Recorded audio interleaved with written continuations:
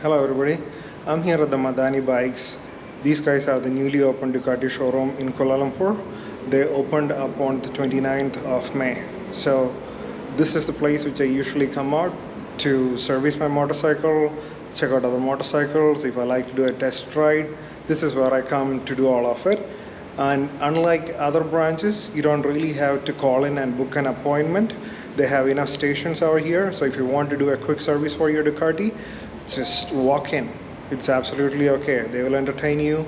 They'll help you with the servicing. It's pretty fast compared to other places. Maximum 2 hours you'll be out of this place. Since I'm here, I thought I'll do a couple of quick walk around videos which will potentially help some of the viewers of this particular channel and the ones who are looking forward to more details on a Ducati motorcycle. So stick around. So let's start the walk around of Monster with the engine. It has the Testa Strata L-twin engine, which is lifted from the Ducati Hypermotard. It has the same 937cc. It produces about 111 horsepower at around 9,000 rpm and 93 newton meters of torque at 6,500 rpm.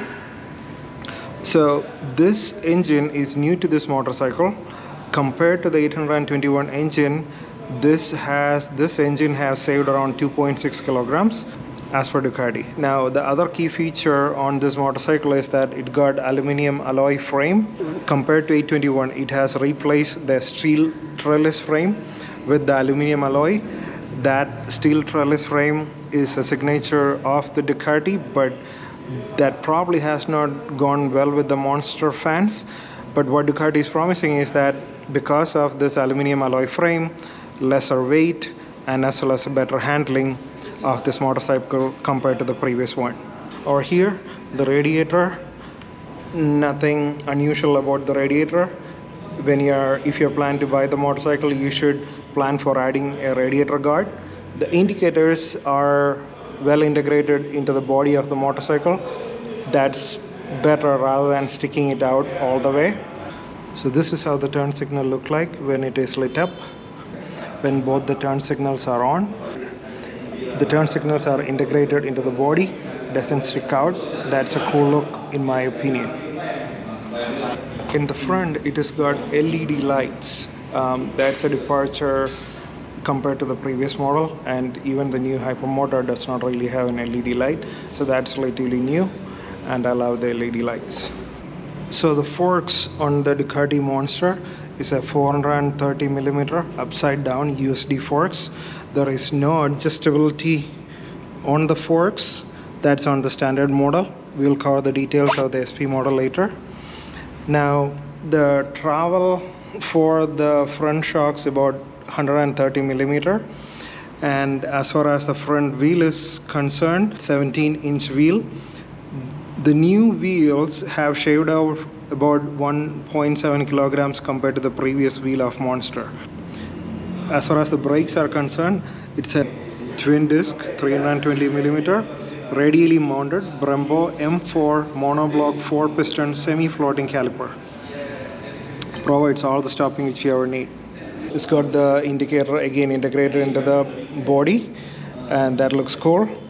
You can see the water pump which is used for cooling the radiator, and the aluminum alloy frame which is used to mount the engine. In the new Monster it has got quick shifter standard, up and down quick shifter as standard. The drive is a chain drive with 15 sprocket in the front and 45 at the back. And as far as the rear shock is concerned, only preload adjustment, nothing else which is available in the rear shock. It got 140mm of travel. It's not a single-sided swing arm compared to the Hypermotor. It's a double-sided swing arm. So there is one over here, one over here. We'll come on to this side. So it's a double-sided swing arm, and we talked about the rear shock, only preload adjustment, nothing else. And the rear light looks like this one, and these are the turn signals on the back. That's how it looks like when the turn signals are lit up. So that's really nice compared to the previous version.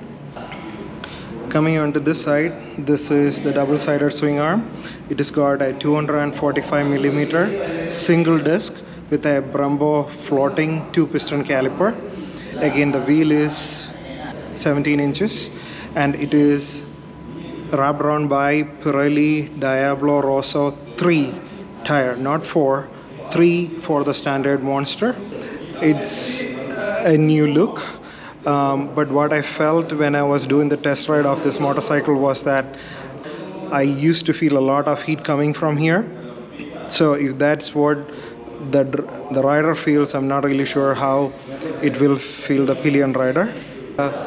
Let's talk about the seat height.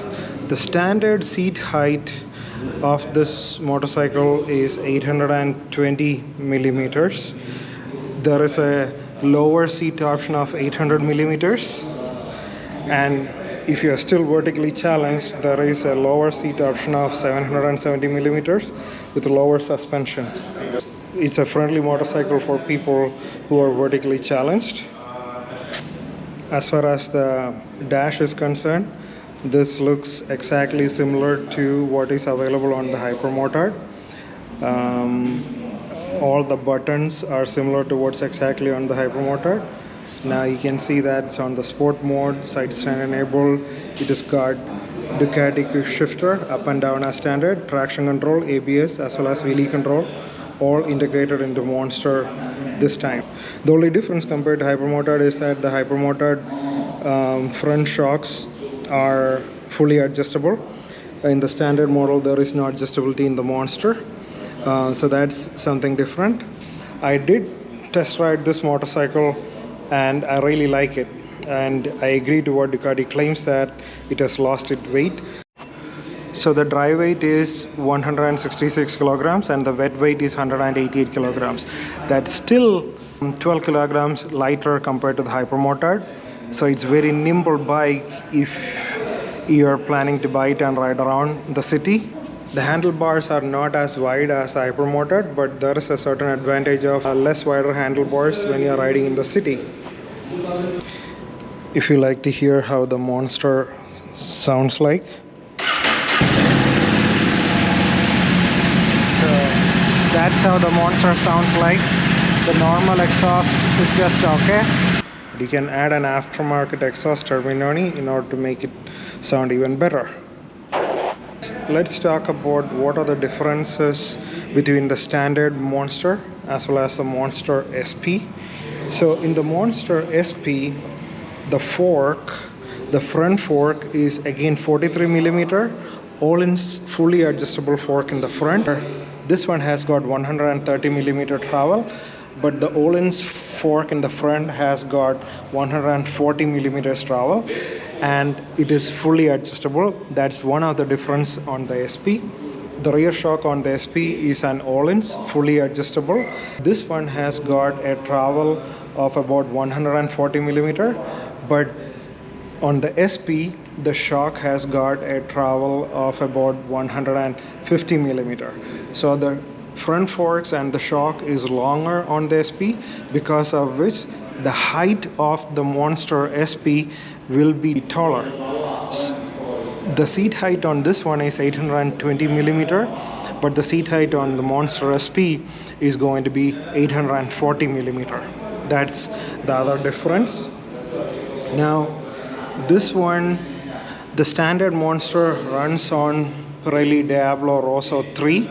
The Monster SP runs on Pirelli Diablo Rosso 4.